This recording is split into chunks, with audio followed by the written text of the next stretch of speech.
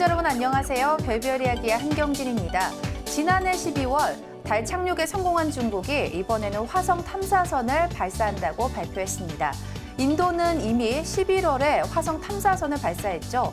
한편 네덜란드의 민간 화성 이주 프로젝트 마스원에서는 후보자를 발표했습니다. 화성에 대한 인간의 러브콜이 끊이지 않는 것은 왜일까요?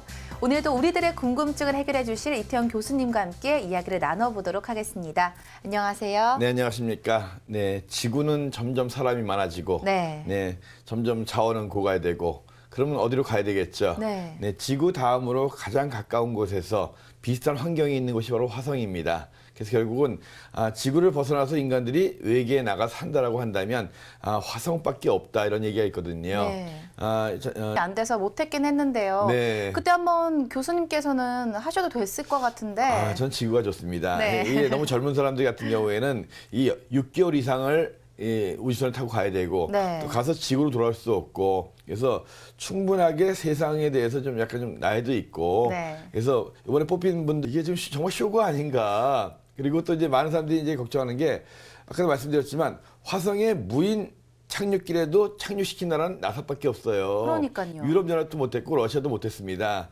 근데 마스원이라고 하는 이 네덜란드의 이 회사가 네. 흥행을 목적으로 이걸 하고 있는데 네, 화성에서 한 달이던가 이렇게 6개월 정도까지는 좀 우선 관심이 있으니까 호기심이 있으니까 좋을 것 같은데 평생 거기서 한번 가면은 돌아오지 못한다는 생각하면 조금 무섭다는 생각도 근데 이제 들다는데요. 4명이 가잖아요. 네. 거기서 이제 편이 갈려서 싸움을 하게 되면 네. 어떻게 되나 아주 무서운 일이 벌어질 것 같습니다. 근데 어떻게 이렇게 계속 생각하다 보면 좀 걱정이 되기도 하지만요. 그래도 역시 좀 더 긍정적으로 네. 하여튼 민간 업체에서 이렇게 사람을 보낼 수 있다는 것 자체가 재밌는 상상이고 그래서 도전인 것 같습니다. 네. 네, 알겠습니다. 그럼 지난 한 주에는 어떤 일이 일어났을까요? 별별 뉴스 시작하겠습니다.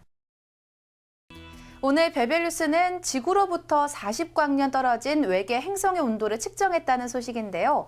40광년, 결코 가까운 거리는 아닌 것 같습니다. 어떻게 그 먼 거리에 있는 행성의 온도를 측정했을까요? 교수님 좀 자세히 설명 좀 해주시죠. 네, 그 허블 우주망원경을 이용한 네. 건데요. 미국 시카고 대학교 천문학과 그 연구팀이 밝혀낸 겁니다. 그 뱀주인 자리라고 하는 네. 그 별자리에 있는 그 글리제 1214라는 별이 있어요. 적색 외성이라고 해가지고 네. 태양보다 굉장히 작은 붉은색 별입니다. 그 별을 돌고 있는 허블 우주 망원경을 통해 가지고 슈퍼지구의 온도까지 측정을 네. 했다고 하니까요. 정말 기술이 대단하다는 생각이 들었는데요. 빨리 지구 같은 행성을 찾을 수 있으면 좋겠습니다. 별별 뉴스에서 다음 시간에 전해드릴 새로운 소식도 기대해 주세요. 와, 정말 역동적인 태양의 모습인데요. 별별 이야기를 진행하면서 태양을 볼 때마다 뭔가 무섭긴 하지만 멋있다는 느낌을 받았습니다. 그런데 이번에 보는 태양은 여러 가지 색으로 빛나니까요. 참 아름답다는 생각이 드는데요. 네, 일단 태양만큼 아름답고 네. 이렇게 멋있는 게 없죠, 사실은. 하지만 굉장히 무서운 곳입니다. 네. 지금 보여드리는 영상은 태양 표면에 수천 도서부터 천만 도까지 와. 그걸 온도별로 여러 가지 필터를 이용해서 찍은 영상들이에요. 네. 우리가 쉬는 듯한 이렇게 되게 역동적인 모습이 참 네. 멋있다는 생각이 드는데요. 그리고 이제 한 가지 얼굴이 아니라 다양한 얼굴을 하고 있잖아요. 천의 얼굴이죠. 천의 얼굴이죠. 네, 그래서 항상 태양 우리한테 고마운 존재이긴 하지만 또한 재앙을 줄 수 있는 무서운 존재이기도 합니다. 좋아하지만 또한 감사하고 또 두려워할 줄 아는 그런 네. 대상이 되기도 해야 됩니다. 네, 알겠습니다.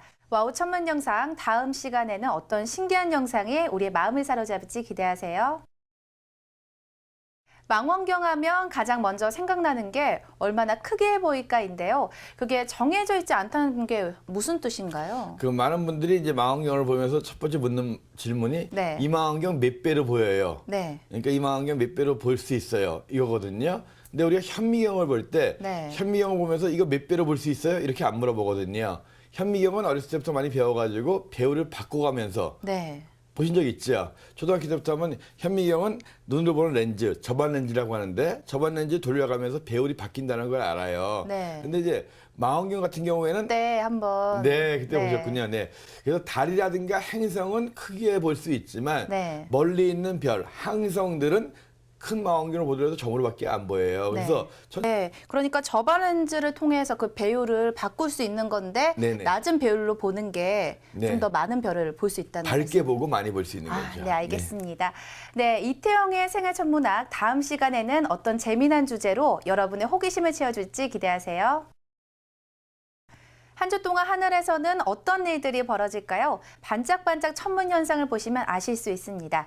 교수님, 오늘 전해주실 하늘 소식은 어떤 건가요? 네, 이번 주에는 이제 금성을 거의 보기 힘들다고 제가 말씀드렸죠. 네. 네, 얼마 전까지 저녁 하늘에 보이던 금성이 태양 앞을 지나가면서 네. 한동안은 볼 수가 없고 조만간 이제 새벽 하늘에서 다시 볼 수 있게 될 겁니다. 그래요? 어떤 사건인가요? 네, 이 아이손 해선, 네. 아이손 해성이라고 작년에 한번 큰 기대를 모았지만 네. 결국은 장렬하게 태양과 충돌하면서 최후를 맞았던 네. 그 아이손 해성이 지나갔던 궤도를 지구가 1월 14일, 15일경에 그 근처를 지나갑니다. 네. 혜성이 지나가기 그러니까 14일에서 15일 사이에는 그 멋진 별똥별을 기대할 수 있는 거고 또 16일에는 올해 들어 가장 작은 보름달을 볼 수 있다는 말씀이신 거죠? 네네. 네, 알겠습니다. 오늘 전해드린 천문현상 여러분도 꼭 한번 찾아보시고요. 다음 시간도 기대해 주세요. 별별 이야기 오늘 소식은 여기까지입니다. 다음 이 시간에도 더욱더 다양하고 재미난 소식을 가득 준비해서 여러분을 찾아뵙도록 하겠습니다. 다음 주도 별별 이야기 채널 고정하세요.